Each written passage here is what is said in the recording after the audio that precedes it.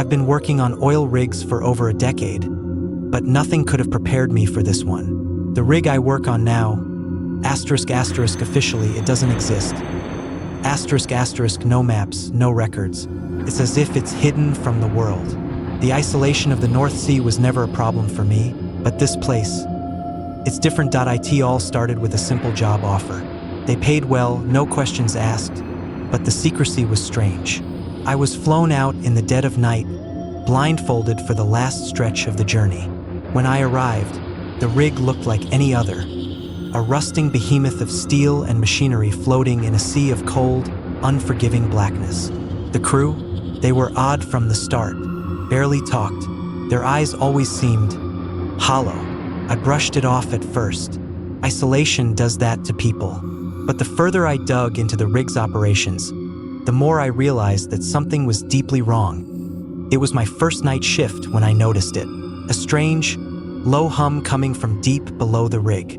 The others acted like they didn't hear it, or maybe they were pretending not to. I went down to the lower levels to check it out, but the hum only grew louder. There was a part of the rig, a sublevel, that wasn't on any of the schematics I'd been given. I had to pry open a rusted hatch to get inside. The air was thick, and the hum was deafening now. The walls were covered in a strange, dark residue, almost like oil, but it pulsed with an eerie, unnatural light. At the far end of the hall, I found a door that looked ancient, not like anything that belonged on a modern rig. When I pushed it open, the sound stopped. The room inside was empty, save for a single, massive hole in the floor, leading into an abyss so black it seemed to swallow light. I stared into it, and for a brief moment, I thought I saw something move down there. Something massive. The next morning, one of the crew members didn't show up for breakfast. No one mentioned it. I asked around, but the other guys just shrugged, their faces pale and tired. Another man disappeared that night. Then another. It was as if the rig was swallowing them. One by one, I tried to radio for help, but the equipment was down. Convenient. I went to the captain, the one in charge, but when I knocked on his door, I got no answer. I forced my way in. His room was empty, except for one thing. His logbook. The last entry sent chills down my spine. It was dated 3 weeks before I had even arrived. It simply read, "It wakes, couldn't sleep." The rig felt alive, like it was breathing with the waves. At night, I heard strange whispers carried on the wind, voices that weren't human. The rig's structure groaned and creaked as if something far below was shifting, moving closer.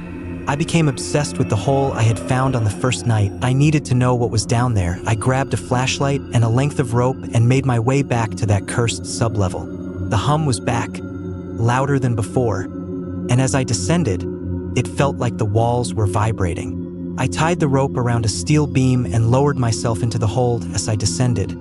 The air grew colder, and the light from my flashlight barely penetrated the blackness. After what felt like hours, I hit solid ground. My heart raced. I wasn't alone. At first, I thought it was a trick of the light, but as I shined the beam around, I saw them, the missing crew members. They stood there motionless, their eyes wide and blank, like they were frozen in place. Then, in the distance, I saw something stir. Something enormous. It was a mass of writhing shadows, barely discernible in the gloom. As it moved, the walls seemed to pulse and shudder in response. The thing, it wasn't just alive, it was the rig. The entire structure above us, everything was part of it like a body, and the oil we drilled wasn't oil at all. It was something ancient, something alive. The whispers I'd heard, they weren't just in my head. They were coming from this thing. It spoke without words, and the message was clear. We were feeding it. I panicked and scrambled up the rope, my hands slick with the dark residue that coated the walls. I could feel the thing below me stirring, waking up fully now. The hum became a roar, echoing through the entire rig. The crew, those that were still alive, were nowhere to be found. I ran for the deck, but the rig itself seemed to shift and twist, like it was trying to stop me from leaving. The stairs led nowhere. Doors that should have opened were welded shut. The only way out was the water, icy and black, stretching endlessly into the night, that I jumped. I don't know how long I floated there in the freezing water, staring up at the rig as it loomed against the stormy sky.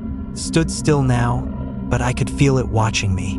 Waiting. A passing ship eventually found me, barely alive, drifting in the vast, empty sea. I tried to tell them what happened, but they didn't believe me. They said there was no rig out there. But I know the truth. I've seen it. And I know that thing is still out there, deep beneath the surface, waiting for more men to come, more men to feed its endless hunger. So if you ever get a call for a high-paying job on a rig that doesn't exist, far out in the middle of the North Sea, ***, don't take it. ***, some places are meant to stay buried. After I was rescued, I thought it was over. I thought I had escaped, but something followed me. The days after I was pulled from the freezing waters blurred together. Doctors, police, and endless questions. They wanted to know how I survived, where the rig was, and why no one else made it back. But the more I tried to explain, the more they looked at me like I was insane. Their eyes filled with disbelief as I recounted the disappearances, the humming, and the thing I saw in the abyss. Finally, they stopped asking the official story. The rig never existed. The records were erased, and the survivors, ***me***, were written off as a casualty of exposure, delirium, or worse. But I know what I saw, and I can't shake the feeling that it knows I'm still alive. The first sign came in my sleep. I hadn't had a nightmare in years, but now, every night, I dreamed of the rig. I was back there, standing at the edge of that black hole, staring down into the shifting shadows. The whispers were louder now, calling my name. They echoed inside my skull. Even after I woke up, drenched in sweat. At first, I chalked it up to trauma, my mind playing tricks on me after everything I had been through. But then the dream started following me into the real world. One night, while sitting in my small apartment, the hum returned. At first, I thought it was in my head, some distant memory triggering it. But then I realized it was coming from somewhere in the room. I could feel it vibrating in the air. I rushed to the window, looking out over the city, but everything was normal. That's when I saw the oil. It was pooling on the floor beneath my bed, a slick, dark substance that pulsed like it was alive, just like the walls of the rig. I tried to clean it up, but no matter how hard I scrubbed, it kept coming back. Strange things started happening after that. My apartment always felt occupied. I'd catch glimpses of shadows in the corners of my vision, just like the ones I saw in the abyss. Doors would open and close on their own. Objects moved when I wasn't looking. And every time, the whispering grew louder. I started locking my doors at night, but it didn't matter. I'd wake up to find the locks undone, the windows cracked open as if someone or something had been inside while I slept. One evening, after an especially vivid nightmare, I found a message scrawled on my bathroom mirror, written in a thick, oily substance. "You belong to it." Desperate for answers, I tracked down one of the other workers who had been on the rig before me. His name was Tom, and he was one of the few people I could find who had been assigned there in the early phases.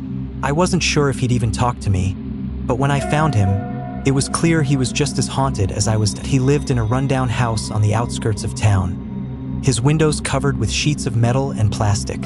He looked older than his years, his face pale, eyes wide with fear. When I mentioned the rig, he froze, his hands trembling. "I didn't think anyone else survived," he said quietly, before ushering me inside. Tom told me about the real purpose of the rig. It wasn't just for oil. The company had found something buried deep beneath the sea. ***, something ancient, something powerful. ***. They weren't drilling for oil. They were drilling for it. "They woke it up," he whispered, staring at the floor. "And now it's hungry. It won't stop until it's fed." Tom warned me to stay away from the sea, to never go back. But as the days went by, the feeling of being watched grew unbearable. Every night, the whispers got louder. The oil appeared in new places, seeping from the walls, from the floors, from my very skin. I couldn't take it anymore. The rig was calling me back, that I knew I had to return. I didn't tell anyone where I was going. I managed to secure a boat and set out into the North Sea. retracing the path I'd taken when they brought me to the rig the first time. I had no map, no coordinates, but somehow I knew where to go. The sea was unnaturally calm when I found it. The rig loomed against the horizon, just as I remembered, but there was something different now. It looked alive, as if it had grown, its metal framework pulsating and shifting like the body of a living creature. The hum was deafening now, vibrating through the water and into my bones. I'm writing this from a small room in an unknown hospital, deep within the mainland. They say I'm safe now, but I don't believe them. The shadows haven't left. They're just waiting that I don't know how I got back. After descending into that abyss, I remember nothing but an overwhelming sense of suffocation, of being consumed. The darkness had weight, like a living thing wrapping itself around me, pushing me deeper into the pit.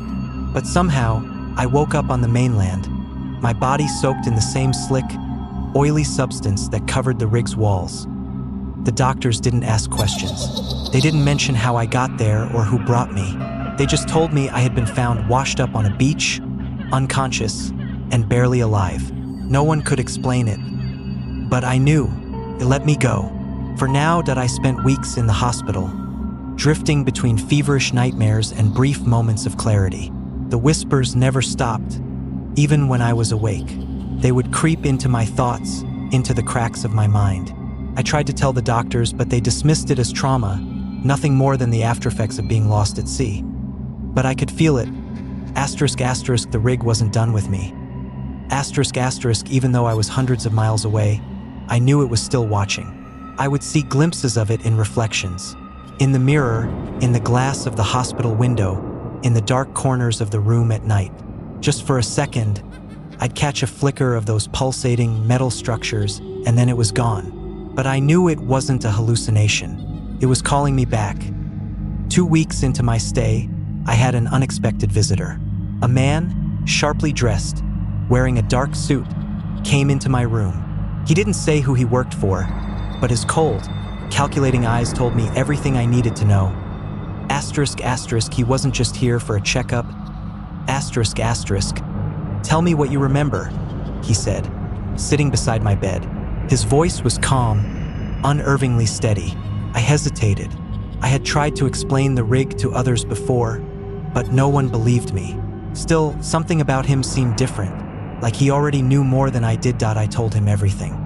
The mysterious job offer, the missing crew, the endless abyss, the thing that lived beneath the rig. I expected him to scoff or dismiss me like the doctors had, but instead, he just nodded, as if confirming something he already suspected. "You're not the first," he said quietly, "but you might be the last." Before I could ask what he meant, he stood up, handed me a card, and left. The card had no name, just a phone number, and the letters D.I.O. printed across the front. I didn't know what it stood for, but I had a feeling it was tied to the rig in ways I couldn't begin to understand. A few days after the man's visit, strange things started happening. First, my medical records vanished. The doctors claimed they were misplaced, but I knew better. It was as if my existence was being erased, just like the rig. Then, one night, I woke up to find the card on my bedside table. I had hidden it in a drawer, but now it was lying out in the open. Untouched, I dialed the number. A woman answered on the first ring. Asterisk, asterisk, it's awake, isn't it?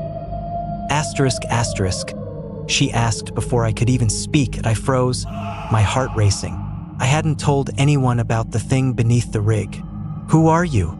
I whispered. "We've been monitoring that rig for years," she said. "It's not just an oil platform. It's a gate, an entry point to something much older, much darker than anyone can imagine. And you've seen it, haven't you?" I swallowed hard. "What do you want from me?" "There's no way to close the gate, but there might be a way to contain it." Her voice was steady, but there was an edge of urgency. "You need to come with us." Before I could ask more, the line went dead. That I didn't have much choice. The shadows had been growing stronger, more present, ever since I made the call. They weren't just whispers now. I could feel them creeping into the room, lurking just beyond the light, waiting for the right moment to strike. I met the woman at a remote location, far from the city, on a foggy dock at the edge of a desolate coastline. She didn't give her name. There was no need. I recognized her voice immediately. She led me onto a small boat, and we set off toward the horizon, toward the rig. "We're going back?" I asked, feeling a sense of dread clawing at my chest. "Not by choice," she replied, her eyes fixed on the mist ahead. "The gate is opening wider. If we don't stop it, it won't just consume the rig. It will consume everything." As the rig came into view through the mist, it looked more twisted and unnatural than ever. The structure had grown, spiraling into the sky like a metallic beast. The hum was deafening now, vibrating through the air as if the entire world was resonating with it. The shadows danced on the waves below, no longer hiding in the corners of my vision but moving openly, boldly. The woman handed me a device, a small, silver object that pulsed with energy. "This is the only way to stop it. You need to take it into the abyss." I stared at the device, unsure of what to do. "Why me?" "Because it chose you," she said, her voice grim. "You've been marked. The only way to close the gate is from the inside." I made my way back onto the rig, the memories of my last descent into the abyss flooding back. The shadows followed, but they didn't touch me. Not yet. They were waiting for something, for the final act. The device in my hand hummed in sync with the rig, like it was part of the living thing beneath us. That I reached the abyss, the hole yawning open like the mouth of some ancient, forgotten god. The whispers were louder than ever, almost like they were pleading now. But there was no turning back. The woman's words echoed in my mind. "It's the only way." With trembling hands, I lowered myself into the blackness once again. The air grew thick, cold, and suffocating as the walls pulsed with that same dark, oily substance. This time, I knew what was waiting for me below. The shadows closed in as I neared the bottom. The darkness swallowed me whole. But this time, I wasn't afraid. I held the device close, its light cutting through the void. The thing, the entity stirred below, massive and formless, an ancient intelligence far beyond anything we could comprehend. I pressed the device into the blackness. For a moment, everything went still. The whispers stopped, the hum ceased, and the shadows froze. And then, with a deafening roar, the abyss exploded with light. The thing beneath the rig let out a scream, a sound so unnatural, so terrifying, that it echoed through every cell of my body, and then silence. I woke up on the same beach where they had found me before. The rig was gone. No trace of it remained, as if it had never existed at all. The shadows? They were gone too. The whispers, the oil. Everything had vanished. I don't know if we truly closed the gate, or if it's simply waiting for the next opportunity to open. But one thing is certain. The North Sea holds secrets that should never be uncovered. And somewhere out there, beneath the waves, it's still waiting for the next one.